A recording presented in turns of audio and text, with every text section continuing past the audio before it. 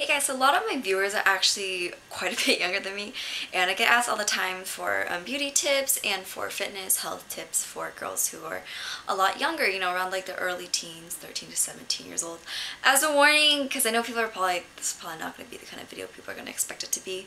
This is just from my experience, and so because I'm basing these off my experiences, I have to kind of tell you guys my makeup story.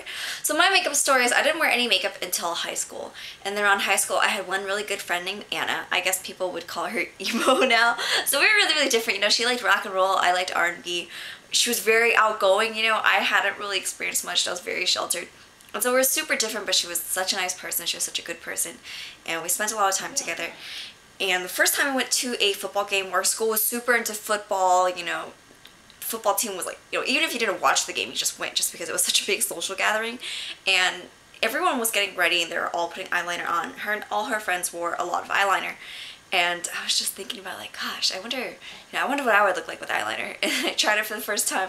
Life was changed. And I wore eyeliner, pretty much every day since then. And then I started adding mascara onto it. And near around senior year, that's when I started adding blush onto it. Just a very light blush. It's the same blush that I still love to this day. Shiseido's Innocent Rose, that's now discontinued. So that's kind of my makeup story. And the first time I ever experimented with heavy makeup was actually in college. It was because I realized, I was fine with how I looked with just liner and blush and mascara, but for some reason, when I photographed, it just looked really weird. And all my friends wore more makeup and I felt like they photographed a lot better than I did. And then I realized when I wore a lot of makeup that I actually photographed a lot better. And that's kind of when I started learning how to put on makeup, and because there's just like a lot of social events that I wanted to learn to put makeup on for. So that's kind of my makeup story. That is, my whole progression with makeup. So as far as beauty tips for younger girls, honestly, I feel like there's something so pretty about girls who are younger. Everyone wants to look like how they did when they were younger. I know that's funny because I feel like every 13 and 14-year-old girl hates how they look, but everyone wishes they look like how they did when they were younger. This is why anti-aging products cost, like 5 times more than any other kind of product, because there's something really pretty about that.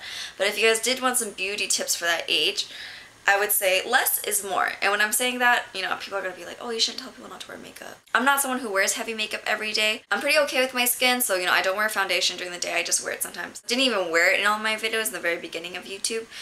And so, really, if you don't need it, then you don't need to put it on. Obviously, if you, have some acne or scars that you feel self-conscious about, you want to cover that up with concealer, that's absolutely fine, by all means, But I have a lot of friends that to this day, they wear a lot of foundation every single day, even though they have really great skin. Makeup is very rarely good for your skin or considered good for your skin. Some people think it's good for your skin because it does have SPF in it. And that leads me to my next statement. Wear sunscreen. So I grew up in a very predominantly white community. I didn't really go to school with any other Asians until high school. And so, I wanted to be tan. And my mom would always chase me around with sunscreen. She's from Asia, so she still harbors the beautiful, pale, mentality. And she'd be like, oh no, stop getting so tan. I'd be like, Mom, it's cool. Everybody wants to be tan, Mom. And so I would try to be tan. Just from sitting in the car, this side of my face, I actually have a very light sunspot right here. And once I got that sunspot, I looked at my mom and I was like, oh gosh, she was totally right. And I realized I had this when I was probably 17 or so. And so ever since then, I'm a very adamant believer in sun care, because a lot of people I feel like just don't think that sunscreen is important because they don't see the sun damage on their face until they're much older. But I saw it right away, and so that's why I start and now wear sunscreen every single day. Skin is genetically really prone to sun damage. And even if you're not prone to sun damage like I am, like you don't get freckles, you don't get sunspots, well then it still does age you. If you look at girls who tanned a lot when they were young, the way that their skin looks, it just looks very leathered. They get a lot of spots usually when they're older. They get a lot of that sun damage and it becomes more apparent when they're older, and it's very, very hard to reverse sun damage. Coming from someone who has a lot of sun damage, I don't think I could ever realistically 100% get rid of my sunspot unless I got it lasered off my face. Because, granted, whitening serums and whitening treatments have helped a lot. They've definitely helped. I don't think that it'll ever be exactly the same again without a laser treatment. So next is don't over pluck your brows. So I used to be an ABG, right? What's that? An Asian baby girl. If you don't know what that is, you can Urban Dictionary it. I used to, be one of those girls that hung out at the pool halls, went to Tap X, that all the guys were super sweet, that had like their souped up pandas and stuff. And so you know, all the girls I hung out with really liked to pluck their brows. And everyone I knew plucked their brows really thin, but honestly my mom would never let me, and I really had no desire to for some reason. I never plucked my brows actually until later on in my YouTube years, which was about 2 years ago. And so I just, you know, I never plucked my brows until one of my friends said to me, she was doing my makeup and she was doing it very heavily. She's actually one of the girls who got me into makeup. She noticed, she just said to me, oh my gosh, you need to pluck your brows. I was like, why, what's wrong with them? But I mean, they were never crazy or anything, but honestly, I'm really thankful now that I didn't pluck my brows when I was younger. I don't think my face really stopped changing until I was probably in college. I mean, I still look the same, but I just think I look, you know, a little bit more structured now. I had a lot of baby fat when I was younger. Like, my face was even fatter than it was before, if you guys can imagine that. I feel like a lot of that baby fat goes away with age, and like once you hit the college age. So once you hit around that age, I think that's when, you know, your face kind of finishes filling out. But seriously, don't overpluck your brows. A lot of times, especially Asian American women, or Asian women in general, a lot of times if you overpluck your brows, or even pluck it once or twice too many times in the wrong place, your brows will never grow back. And you guys should Google girls without their brows. A lot of people Photoshop people's brows off for fun just because they think it's funny. And it's very, very, very hard to look good without makeup with very thin brows or without any brows. It's very, very hard, I think. Just because it just, I don't know, it changes the way your face looks anatomically. So just don't go crazy on your brows. I know it's very tempting because everyone's doing it. Everyone wants to, you know, make their brows really thin and arched. But if you are going to shape it, just make sure you maybe go to a professional first.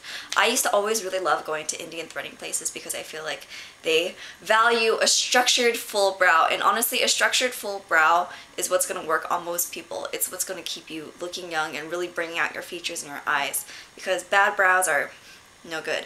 So next is going to be sleep. Get a lot of sleep. I know how it used to be. I know on AIM you'd be up.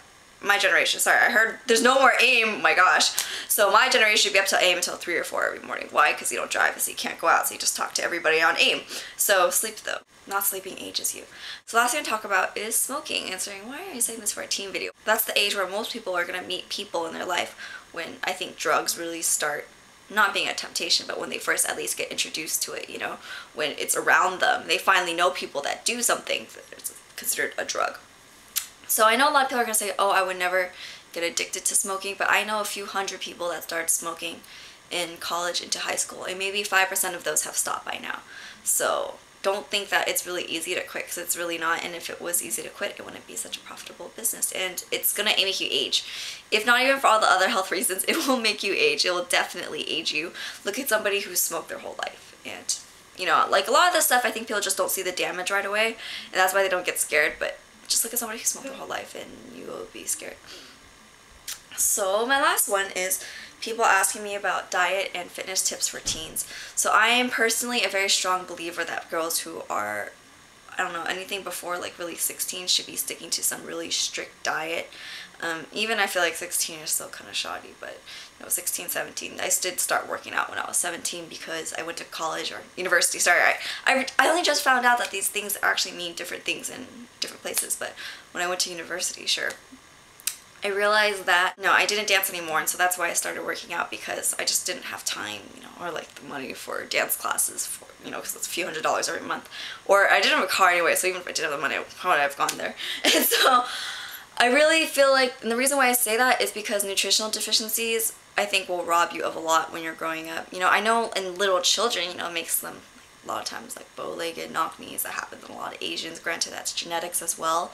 But, you know, it does lead to deformities and height growth. I feel like, you know, a lot of people still grow when they're in their 18s, 19s, 20s, which is why I feel like you should really just be careful with stuff like that. You know, just learn to make better choices. Just maybe not so much soda, you know, maybe not so much candy, not so much junk food, no fast food, things like that.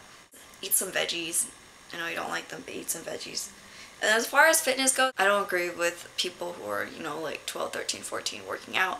Now, that being said, do I think that they should not be athletic? No. I absolutely think when you're younger, you should pick up a sport if you can. I danced for 14, 15, 16 hours every week.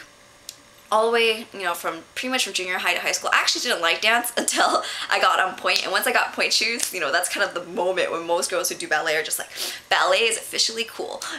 Just because it just looks so pretty, and it was that achievement that you were finally strong enough and good enough to where you could do that, and it made ballet a lot of fun for me. You know, everyone I knew that danced a lot, for the most part, were in really, really, really great shape. But, you know, not all of them were super skinny, but not a single one of them was overweight. And I feel like if you pick up a sport when you're younger, it's going to set you up for a whole life of really healthy fitness and, you know, great body, great posture. I feel like posture is one of the most important things in the world. I can't stand people that do this. It just drives me crazy. But posture, it'll make you look taller, leaner, longer if you have really good posture. Picking up a sport is also going to give you great muscle memory. I can get out of shape very, very quickly, like super quickly. I can get soft in a week or two of bad food, but I can bounce back into shape in maybe 3-4 consecutive days of working out. It's because I have crazy muscle memory, you know, just because my body is so used to being active. And so that's why I really think that you guys should pick up a sport. And the reason why I say a sport instead of working out is because working out, I think, requires a degree of knowing what you're doing. But if you don't know what you're doing, you can hurt yourself, first off. Secondly, you're probably not going to get the results you want anyways, so you're just like wasting your time. The reason why I say sport is because usually they have someone to guide you. You know, you have like a teacher. A lot of my friends did cross country. A lot of my other friends did swimming. I really think that swimming, water polo is a great exercise because you have the water. You're less likely to hurt yourself, which is great. I used to track swim. I used to swim at my community pool like 3-4 times a week. I've always loved exercise, and when I was younger, I honestly never thought of it as exercise. When I'm older now, I do. I don't know why, but I don't remember being tired when I was younger. I don't know if it was because I just didn't, I don't know. I don't know if I just didn't push myself as hard, but I don't remember being super tired when I was younger. But I used to swim all the time, lap swimming. I know that's really expensive, you know, obviously not everyone can afford to do a sport, but just check out your community pool, see, you know, how it is. You can get a membership at LA Fitness. They have a heated pool, pretty much every single one I've ever been to. And with the heated pool, you know, if you even if it's winter time, you can still get really great exercise in. So that's it. I hope you guys enjoy that. Those are my truthful tips from my heart for younger girls. None of it is meant to be, you know, condescending or whatever. It's honestly setting you up to, I think, live a very healthy lifestyle when you're older. And I will talk to you guys later.